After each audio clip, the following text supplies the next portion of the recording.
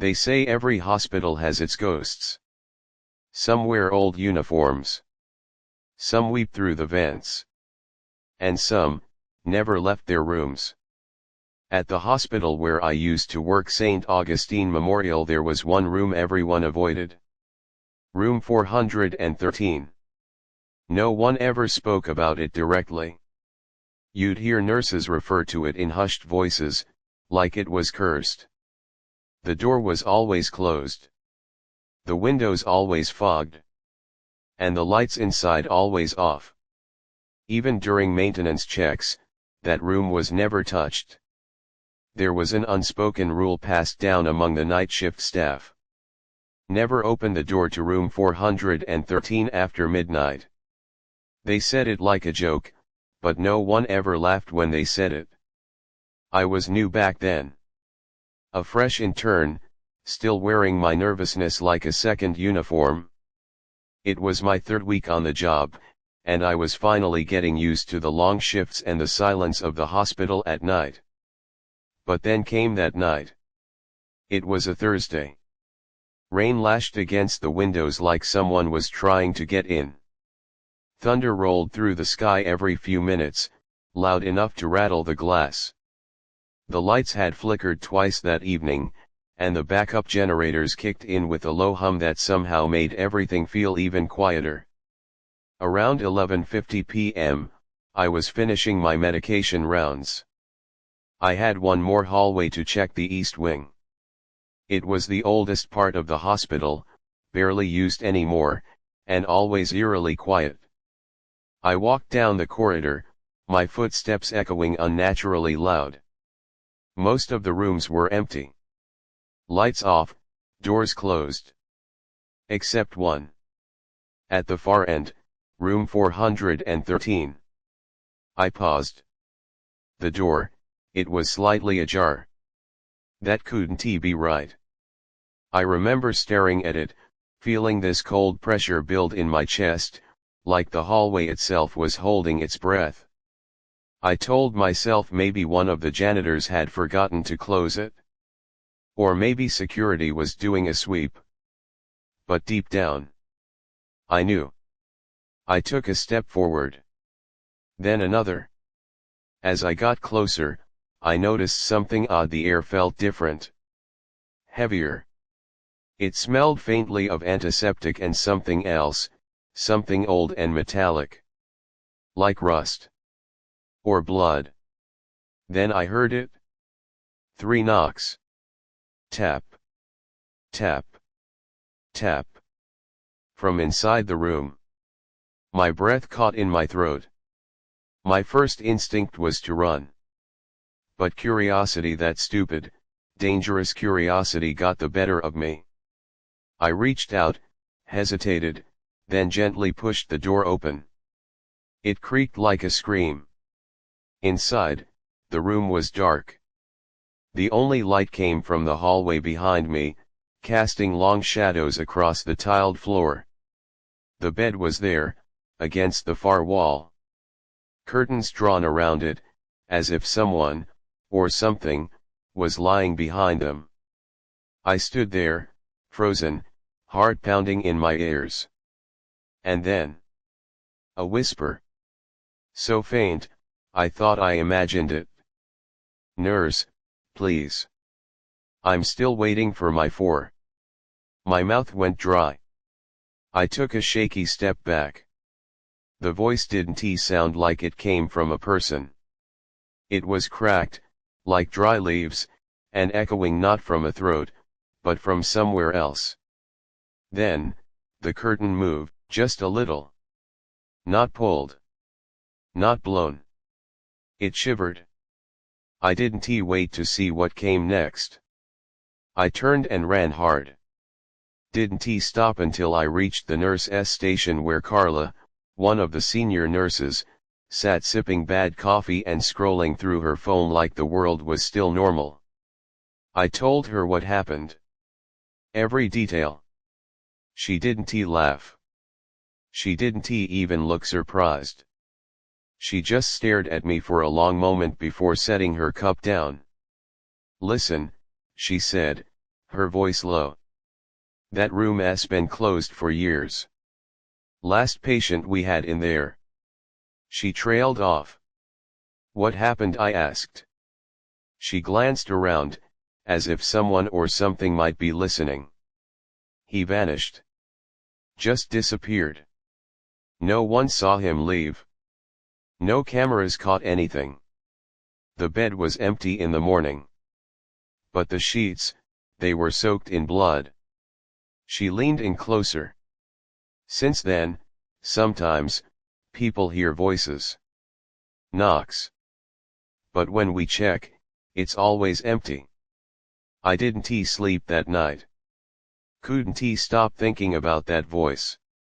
That whisper. I told myself it was just my imagination. That hospitals are full of weird sounds. That I'd let the atmosphere get to me. But the next night, at exactly 12:03 a.m., there were knocks again. 3. Tap. Tap. Tap. Only this time. The voice called me by name. They say when something that's not supposed to know your name, whispers it in the dark, you run. But I didn't. I froze. It was just past midnight, maybe 12:03 or 12:04, and I was walking down the east wing again.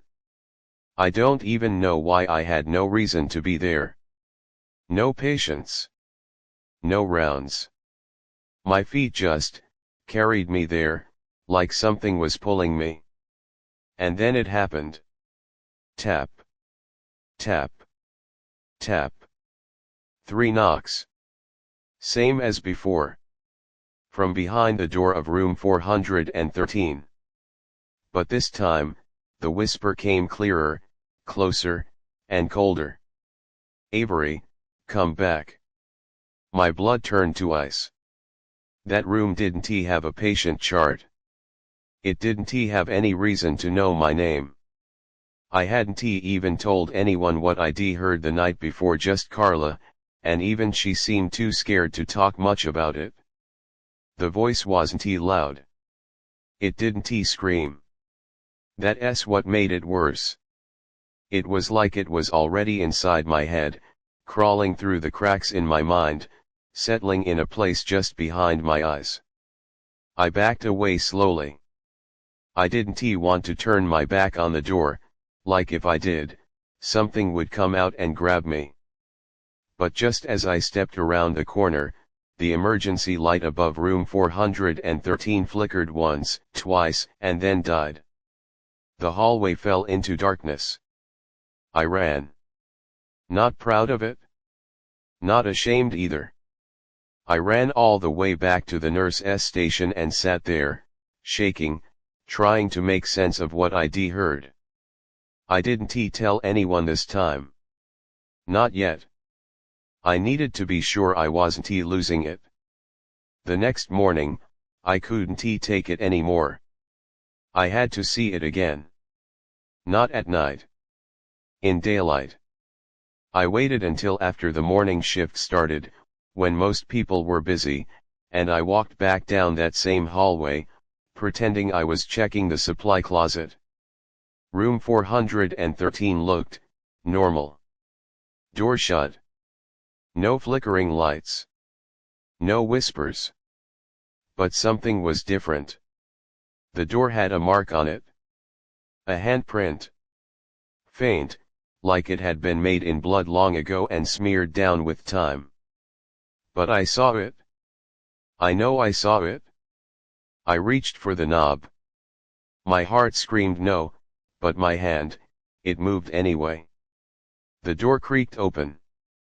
Inside, the air was bitter cold, like stepping into a freezer. The bed sat there, untouched, wrapped in dusty sheets. Medical equipment from another decade lined the walls, monitors with cracked screens, a broken 4-pole, an old heart rate machine that ticked softly even though it was unplugged. I took one step inside. Then another. I felt dizzy, like the room was watching me. And then I saw it. On the far wall, behind the curtain, just above the head of the bed, someone or something had scrawled something in what looked like dried blood. One single word. Avery. My name. Not written hastily. Not like graffiti. It was carved. Etched into the plaster with deep, slow, jagged cuts, like someone had taken their time. Like they wanted me to see it. That was the moment I knew, this wasn't just a haunted room. It wanted me. I stumbled back out into the hall, heart racing, lungs tight. I turned and ran straight into Carla, who caught me by the shoulders before I collapsed. She didn't even ask what I saw. I told you, she whispered. You never opened that door. I couldn't speak. My voice was gone. She led me back to the break room, sat me down, and handed me a cup of lukewarm coffee. Then she told me everything. The man in 413. His name was Daniel. Middle-aged. Came in for surgery. Complications followed. His wife visited every night, until the day she didn't. She died in a car crash on her way here. Carla paused, staring into her cup. They say he found out that same night. Screamed so loud the windows shook. Nurses tried to sedate him. Next morning, his bed was empty. No body. No signs of escape. Just, gone. She leaned closer, voice barely audible now. But sometimes, he calls for help. For a nurse. For his wife. I felt sick. Dizzy. I tried to tell myself I was dreaming. Hallucinating. But I couldn't forget that wall. My name. Carved. Waiting. I didn't go near room 413 again for a week. But that didn't stop the whispers. Because now. They weren't just at the hospital. They started following me home. Some people say what happens in a hospital stays there: grief, death, even the strange. But I learned that some rooms, some spirits, don't respect boundaries. After that night, after I saw my name carved into the wall of room 413, something changed. I stopped feeling like myself. Everything outside the hospital started to feel wrong. Stretched. Fragile. I couldn't focus. Couldn't sleep. I kept thinking I heard footsteps in the hallway outside my apartment at odd hours, even though no one else on my floor was ever up that late. Then came the third night. The air in my apartment had gone still. Too still. Not quiet. No, quiet is natural. This was absence. Like even the air didn't want to move. Like something was listening. I had crashed on the couch, again.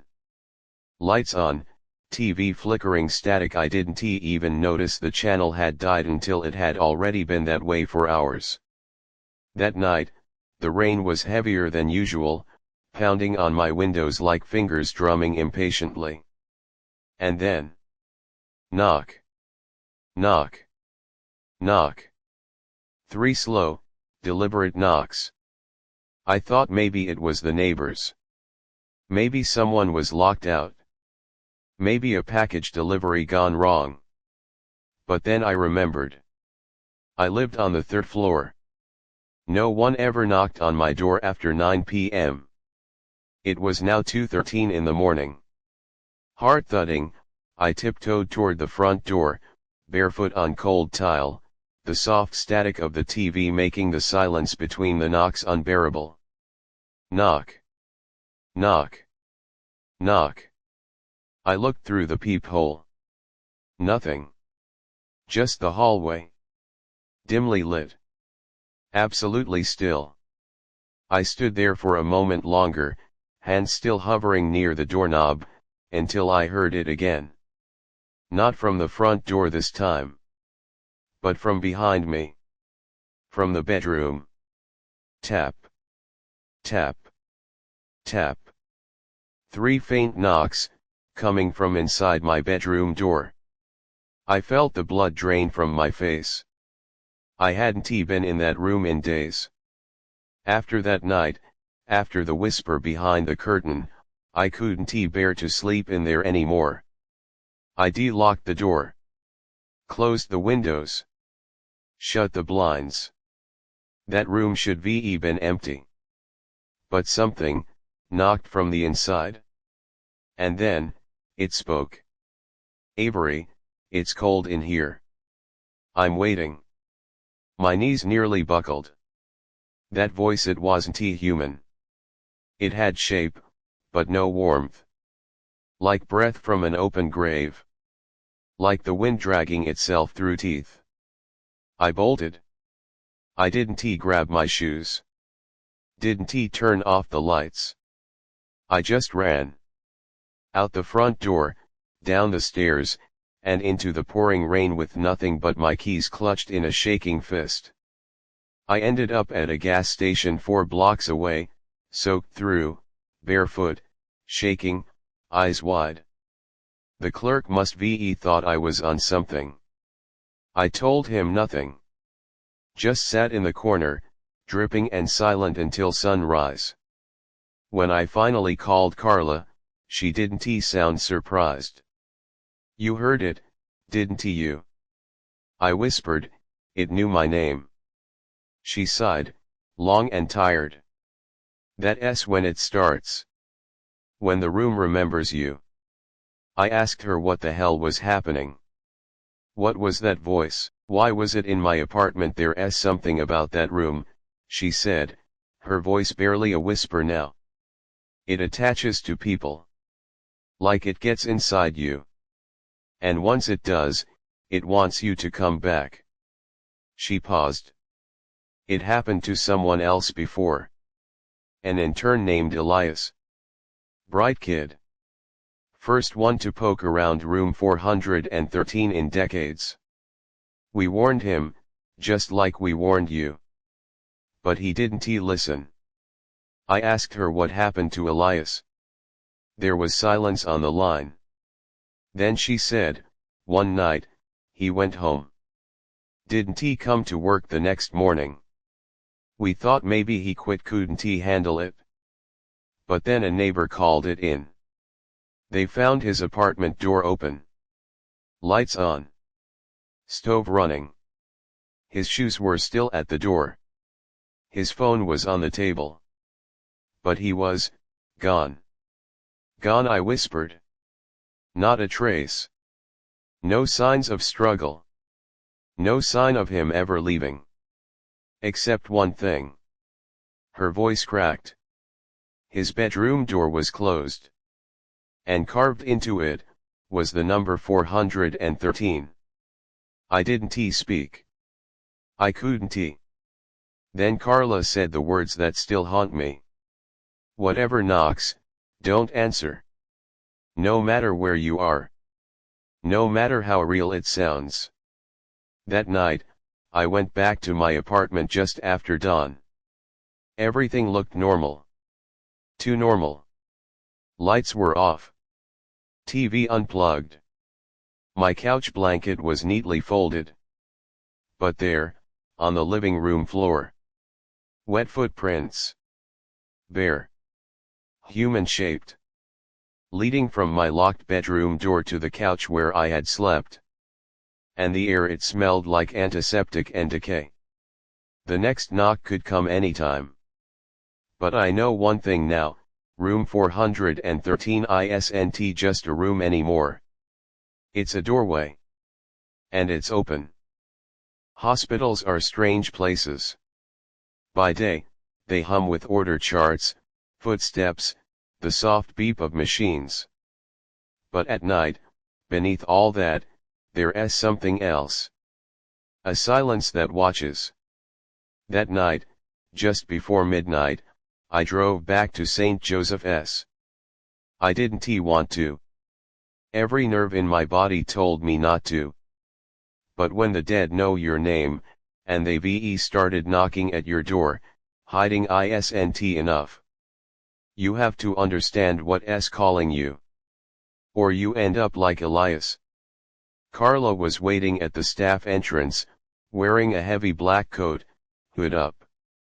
She didn't say a word, just gave me a small flashlight and nodded for me to follow. We didn't use the elevators. We took the back stairwell, the kind staff pretend doesn't exist, the kind with the paint peeling off the walls and old blood-brown stains on the concrete. As we descended, I realized I'd never been this deep in the hospital.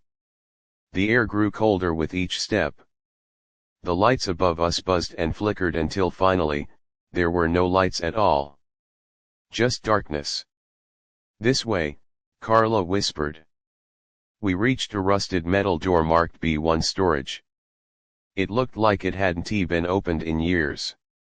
Carla pulled a key from her coat and unlocked it. The hinges groaned as it creaked open, releasing a burst of cold, damp air that smelled like mold and forgotten time. Inside, rows of old patient files, X-rays, yellowed boxes. Medical equipment from decades ago, leather straps, cracked masks, glass 4 bottles. She led me down a narrow row to the far end, where a single metal cabinet stood under a flickering emergency light. Carla pulled open the drawer marked 1973 to 1976. Room 413 wasn't always where it is now, she said. Back then, it was in the basement wing. Right here. Right under our feet. She handed me a file. Daniel Grayson. Age, 46. Admitted for stomach surgery. Routine. But there were dozens of notes.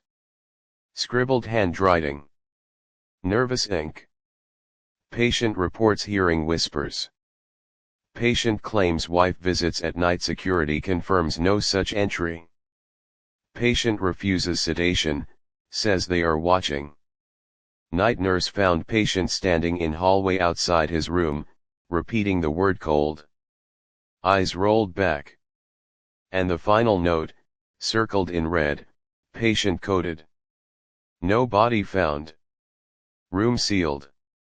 I looked up at Carla. What does this mean? She swallowed hard. They never found him. Not then. Not ever. And the room, something about it was wrong. Patients who were moved into it afterward didn't stay long. Some screamed all night. Some talked to people who weren't there. One nurse went in to clean and had a seizure. She swore she saw someone sitting on the bed, smiling at her. I turned the last page of the file. There was a photo. Black and white. Grainy. A shot of room 413 in the basement, taken the night Daniel Grayson disappeared. Empty. Clean. Nothing unusual. Except in the mirror above the sink, just behind the bed, barely visible, a man. Pale. Thin. Wearing a hospital gown, staring at the camera with black eyes. Smiling. I dropped the file. Carla caught it mid-fall and tucked it away like she'd done this before. Too many times. We're not supposed to be here, she whispered. Not just because it's off limits. Because if you stay too long, it notices. I asked her what she meant. She didn't answer. She just turned and started walking back toward the stairwell. But as I followed, I heard it again. Knock. Knock. Knock. 3 soft taps. Not on a door. Not on glass. But on the pipes above us. I froze. Looked up. Nothing but rusted iron and cobwebs. Carla turned around, eyes wide. It knows we're here. We ran. Up the stairs, 2 at a time. The air grew colder with each step, like something was chasing us. The stairwell lights began to flicker violently. And then, boom, boom, boom. Not knocks this time. Pounds. Something slamming against the basement door from the other side. I didn't look back. Neither did she. When we burst out into the main hallway, gasping for air, we slammed the staff door behind us and locked it tight. For a few moments, neither of us spoke. We just stared down the hall, listening for footsteps that never came. Carla turned to me. It's not just a spirit. It's not just a ghost. I swallowed hard. Then what is it? She looked at me with eyes filled with something deeper than fear. It's a wound. In the building. Something that never healed. And it wants someone to take his place. I looked back down the hallway toward the stairwell we had just escaped from. And in that silence, from the shadows far down the corridor, I heard it again. Avery. You ever look in a mirror and feel like something's off, like the reflection is just a beat too slow, or maybe your eyes don't look quite like your own? That's where it started for me. The night after the basement, I couldn't stop thinking about the photo in the file, the man standing in the mirror of room 413. Daniel Grayson. The look in his eyes. That smile. It was like he knew someone would be looking. I didn't sleep. I just sat on the couch, staring at my blacked out TV screen. Not watching anything, just listening. Waiting for a sound I knew would come eventually. But this time, there was no knock. No whisper. Only my own reflection, smiling back at me. It happened around 3:30 a.m. I was passing the hallway mirror near my bedroom, just walking by, when I caught it in the corner of my eye.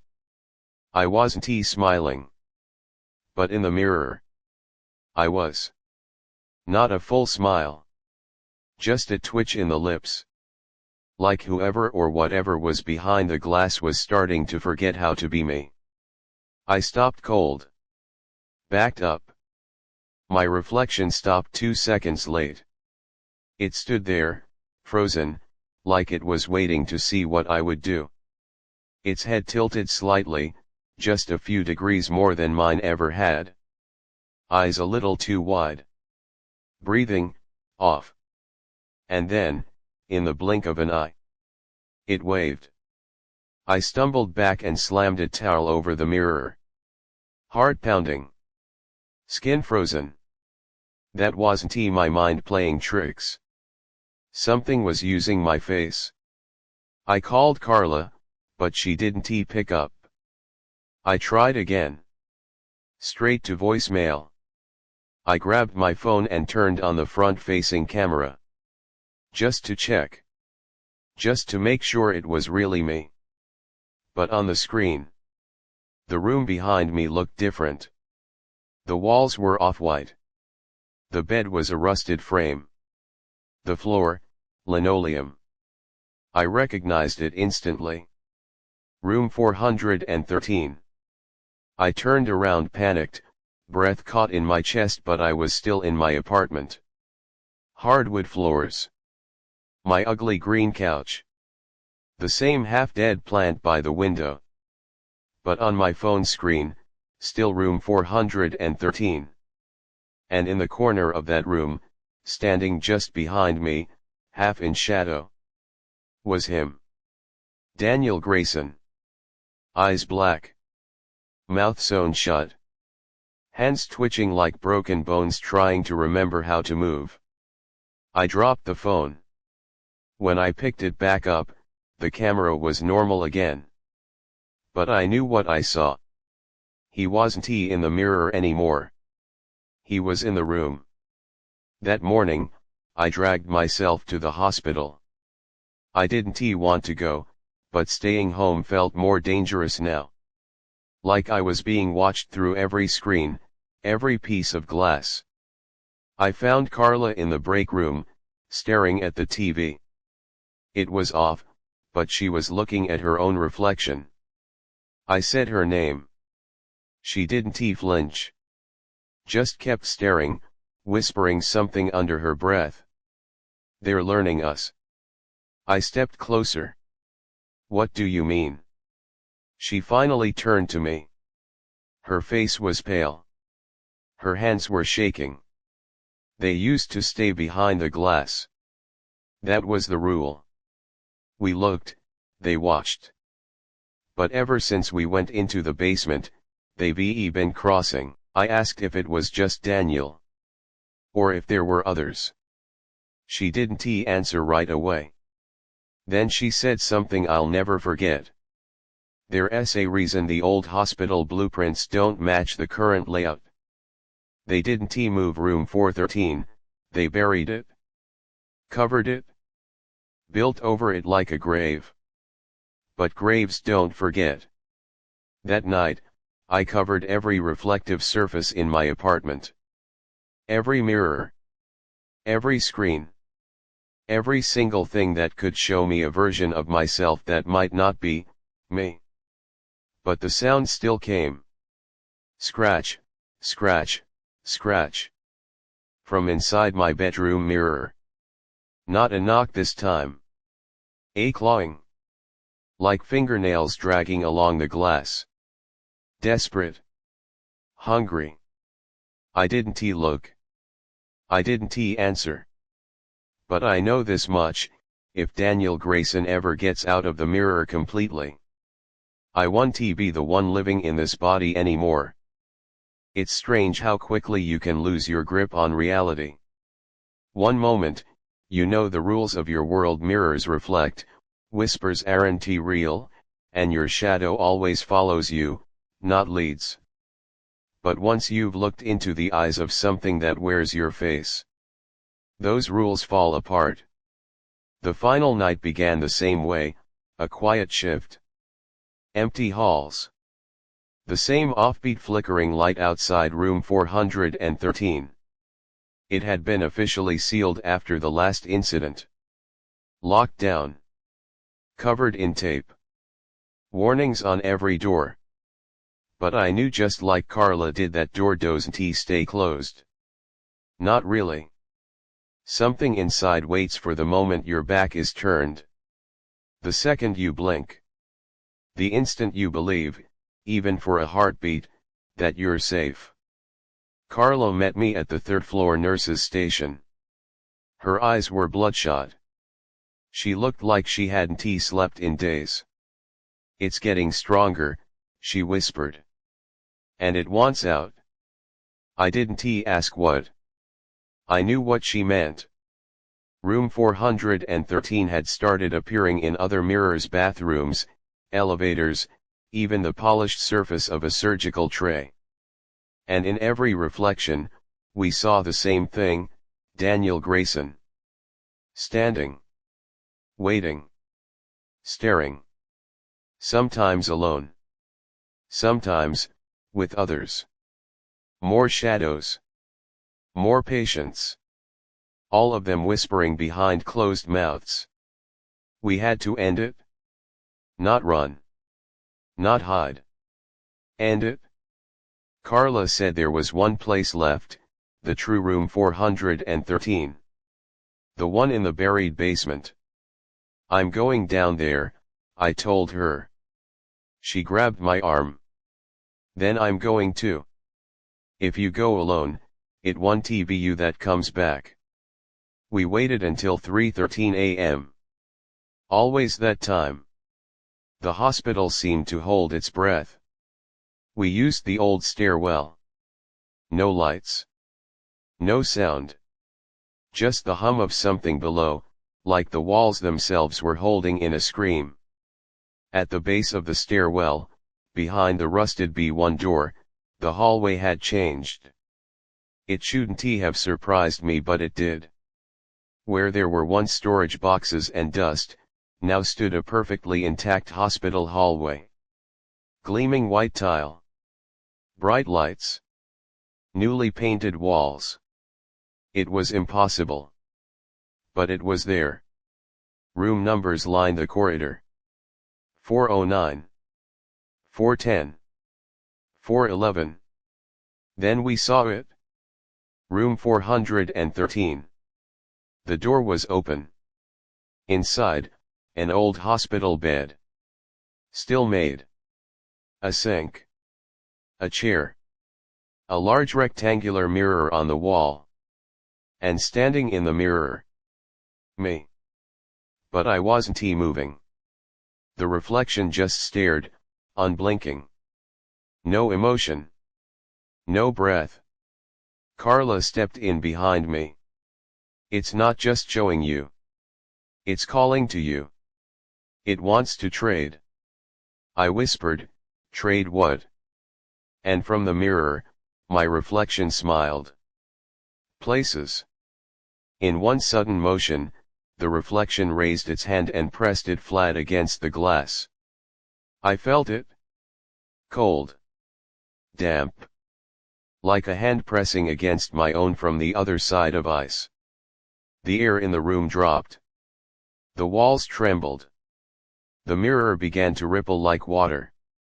Then Daniel appeared stepping into view behind my reflection.